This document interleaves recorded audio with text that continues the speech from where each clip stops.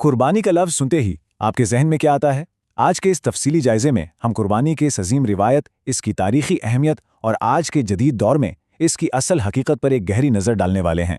क्योंकि देखिए, ये जानना हमारे लिए बेहद ज़रूरी है कि यह सिर्फ एक सालाना रस्म नहीं है, बल्कि एक निहायत गहरा और खूबसूरत रूहानी अमल है।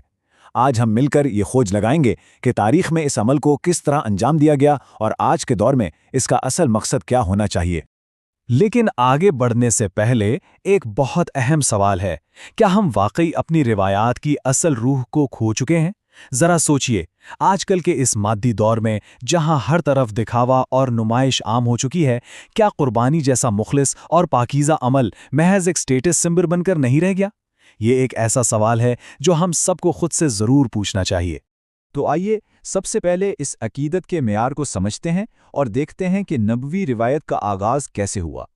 अगर हम तारीख के औराक पलटें तो मदीना के पहले साल से लेकर लगातार 10 साल तक नबी पाक सल्लल्लाहु अलैहि वसल्लम ने हर साल कुर्बानी की रिवायत को पाबंदी से बरकरार रखा। हालात चाहे कितने ही सख्त क्यों न थे, यहाँ तक कि कई कई महीने घर में चूल्हा तक नहीं जलता था, लेकिन इस कुर्बानी के सिलसिले में कभी कोई नागा नहीं हुआ। और फिर आखिरी हज के मौके पर वादी मिना में अकीदत का एक ऐसा अजीमुशान मुजाहरा सामने आया जिसकी मिसाल पूरी इंसानी तारीख में कहीं नहीं मिलती। 63, जी हाँ 63। आखिरी हज के मौके पर नबी पाक सल्लल्लाहु अलैहि वसल्लम ने अपने दस्ते मुबारक से 63 ऊँट ज़िबा फरमाए। अब इस अदद की अजमत का अंदाज़ा आप इस बात से लगाएं कि एक ऊँट में 7 कुर्बानियाँ होती हैं। यह हैरत अंगेज़ अमल उनकी बेपनाह गहरी वाबस्तगी और अल्लाह की रज़ा के हुसूल की उस बेताब तड़प को ज़ाहिर करता है जो उनके दिल में थी।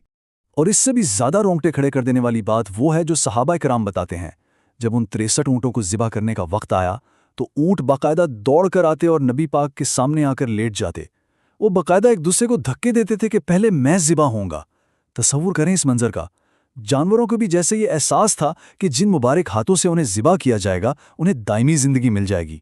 ये वाकई एक ऐसी रूहानी कशिश थी जो अक्ल को दंग कर देती है। अब हम बात करेंगे कुर्बानी की हमदर्दी के हवाले से कि इसमें सादगी और एहसास का क्या किरदार है। हज के इस अजीम शान और हैरत अंगीज़ मुजाहरे से थोड़ा हटकर ज़रा मदीना की सादगी पर गौर करें। वहाँ हमारे सामने एक बिल्कुल मुख्तलिफ अदद उभर कर आता है और वो है 2। मदीना में हर साल नबी पाक सल्लल्लाहु अलैहि वसल्लम मामूल के मुताबिक सिर्फ 2 जानवर यानी 2 भेड़ें या मेंढे ज़िबा फरमाते थे। ये अदद बज़ाहिर बहुत छोटा सा लगता है, लेकिन इस सादगी के पीछे एक बहुत गहरा और हमदर्दाना मकसद छुपा हुआ था। जब ये पूछा गया कि सिर्फ 2 जानवर क्यों, तो इसका जो जवाब मिला वो आज भी हमारे लिए मशअल राह है।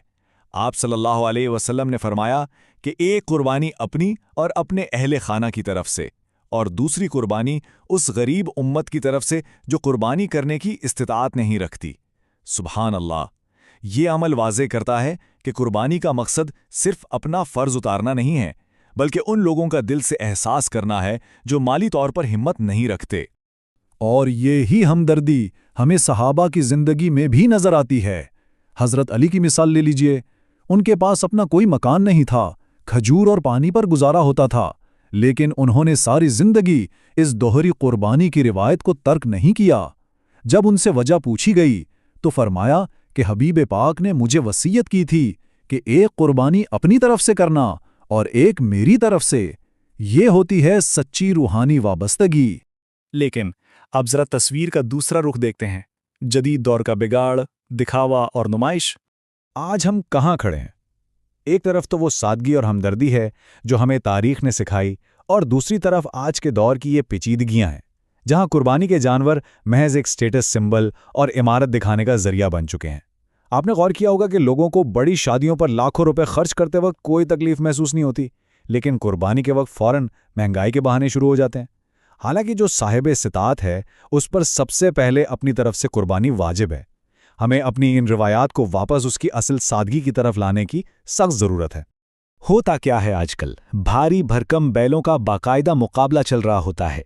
जानवरों को चारे की बजाय मक्खन और बादाम खिलाए जा रहे होते हैं। जरा सोचिए, एक तरफ इंसानों को 2 वक्त की रोटी मैसर नहीं और दूसरी तरफ कुर्बानी को एक तमाशा बना दिया गया है जहां लाखों रुपए की बोलियां लगती हैं। इसके अलावा जानवर बेचने के लिए जो गैर मुनासिब रवैये इस्तेमाल होते हैं वो इस मुकद्दस अमल का मजाक उड़ा रहे हैं। ये सब अकीदत और एहतराम के बिल्कुल मुनाफी है। तो फिर इस सब का हल क्या है? आइए बात करते हैं हमारे बातनी रवैये, नीयत और आदाब की। इस सारे बिगाड़ का एक ही हल है और वो है हमारी नीयत। दीन तो महज ज़ाहिरी अमाल का नाम नहीं, ये तो अंदरूनी कैफियत का नाम है। अगर आप एक बहुत बड़ा जानवर लाए हैं जिसमें 7 हिस्से हैं और उन 7 में से किसी एक फर्द की नीयत भी सिर्फ आम गोश्त खाने या दिखावे की है, तो ज़राए के मुताबिक किसी एक की भी कुर्बानी कबूल नहीं होगी। याद रखिए, अल्लाह की बारगाह में गोश्त या खून नहीं पहुंचता, बल्कि दिल का तकवा और आपकी खालिस नीयत पहुंचती है।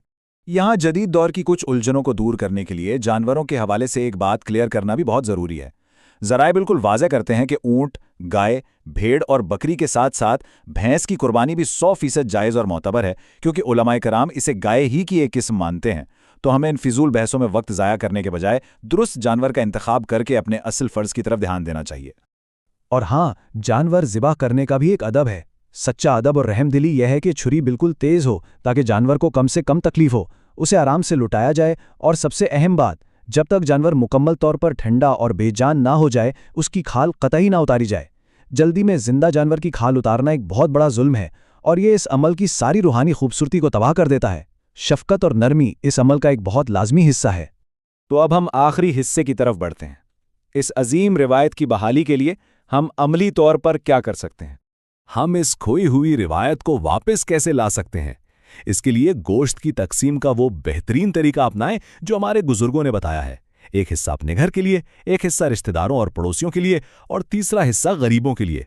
सच्ची बात तो यह है कि जो लोग सारा साल अच्छा गोश्त खा सकते हैं, उनके लिए बेहतर यही है कि वो ये गोश्त फराखदिली से उन लोगों तक पहुंचाएं जो आम दिनों में इसकी इस्तात नहीं रखते। और इस तकसीम में सफ़ेद पोश तबके का ख्याल रखना तो इंतहाई ज़रूरी है। ये वो बावकार लोग हैं जो सख्त माली हालात का शिकार तो होते हैं, लेकिन कभी किसी के सामने हाथ नहीं फैलाते। हमारा फ़र्ज़ बनता है कि हम अपने इर्द गिर्द रिश्तेदारों और पड़ोसियों में ऐसे अफराद को खुद तलाश करें और बिल्कुल खामोशी और मुकम्मल इज्जत के साथ उनके घरों तक गोश्त पहुंचाएं। यही असल खिदमत है। और एक आखिरी गुजारिश, अगर कोई ज़रूरतमंद शॉपर लेकर आपके दरवाजे पर आ ही जाए तो खुदारा उसे हरगिज़ न झटकें। ज़रा ये तो सोचिए कि इस कायनात के मालिक ने हमें देने वाला बनाया है और हमारे दरवाजे पर किसी को उम्मीद देकर भेजा है।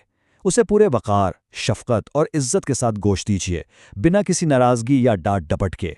तो इस सारी गुफ्तगू के बाद इस साल कुर्बानी करते वक्त हम सबको एक लम्हे के लिए रुककर ये सोचने की ज़रूरत है, क्या ज़िबा सिर्फ एक जानवर हो रहा है, या इसके साथ हमारे अंदर की अना, गुरूर और दिखावा भी कुर्बान हो रहा है? क्योंकि असल मकसद अपनी माली हैसियत का मुज़ाहरा करना नहीं, बल्कि अल्लाह के करीब होना और रूहानी तरक्की हासिल करना है। मुझे पूरी उम्मीद है कि आज के इस जायज़े ने इस अजीम रिवायत के असल जज्बे को दोबारा समझने में हम सबकी भरपूर मदद की होगी।